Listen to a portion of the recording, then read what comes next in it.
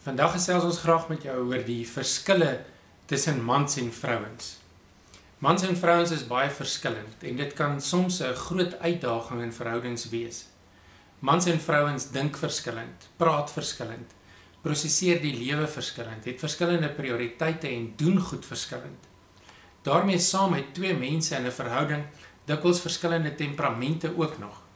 Voeg hierby dat albei nie noodwendig in dieselfde gemoedstoestand is op dieselfde tyd nie en dinge raak baie kompleks. Dis hierdie verskeidenheid verskille wat gereeld veroorsaak dat mense desperaat uitroep: "Ek verstaan my maat glad nie." Omdat dit redelik algemeen is dat mense voel dat hulle nie hulle maats verstaan nie, wil meeste mense graag weet hoe hulle maat se koppe werk. Mense voel dat as hulle weet, dan sal hulle verhoudings beter werk. Maar is dit moontlik om te weet hoe iemand anders se kop werk? Ek en Gustaf het al baie hieroor gesels en ons voel dat dit tog in 'n mate moontlik is en ons nogal selfvordering maak hiermee in ons eie verhouding. Ons glo dat paartjies oor hulle verskille moet gesels sonder om mekaar te oordeel omdat hulle verskillend is. Ons glo ook dat as paartjies oor hulle verskille gesels en daarvoor ruimte maak en probeer bruggies bou tussen die verskille, dan kan verhoudings fantasties lekker wees. Een van die baie groot verskille tussen my en Elna is dat ek min wil praat en Elna wil baie praat, soms vreeslik baie. Dit het al dikwels gemaak dat ons ook uitroep: "Ek verstaan jou nie." Ons moes hieroor praat. Ons moes die bruggie tussen ons bou wat hierdie verskil aanbetref, sodat dit nie maak dat ons koneksie met mekaar verloor as gevolg van hierdie verskil nie.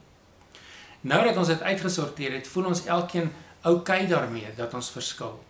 Ek maak dit 'n prioriteit om vir Elna geleentheid te gee om met my te gesels, en Elna kom my tegemoet wanneer ek die dag geen woorde meer het om te praat nie. So maak ons die verhouding werk, ten spyte van hierdie verskil. Een goeie manier om te keer dat verskille 'n verhouding moeilik maak, is deur ons hoe werk sy of haar kop evaluasie te doen. Kyk gerus op ons Beter Verhoudings webwerf in die winkelopsie. Die evaluasie sal jou help om te bepaal watter verskille tussen jou en jou maat jou die meeste pla. Dit gee ook 'n plan van aksie om aan daardie verskille te werk. Aan die einde van hierdie kort gesprek wil ons jou nooi om te registreer vir ons e-kursusse, sodat jy hierdie volledige kursus en ook verskeie ander per e-pos kan ontvang en op jou eie tyd deurwerk. Die volledige kursus bestaan uit 4 lesse. In elke les bied ons perspektiewe, antwoorde op vrae, wenke, huiswerk en Bybelstudie. Na die kursus sal dit vir julle makliker wees om mekaar se uniekheid te verstaan en daarvoor ruimte te gee. Die titel van die eerste les is: "Hy is soos albasters en sy is soos tee." Die titel van die tweede les is: "Mans en vrouens kommunikeer verskillend." Die titel van die derde les is: "Mans en vrouens hanteer prioriteite, stres en spanwerk verskillend." En die titel van die laaste les is: "Hoe sien mans en vrouens romanse en opwinding?" Tot volgende keer. Pas mekaar op. En geniet mekaar.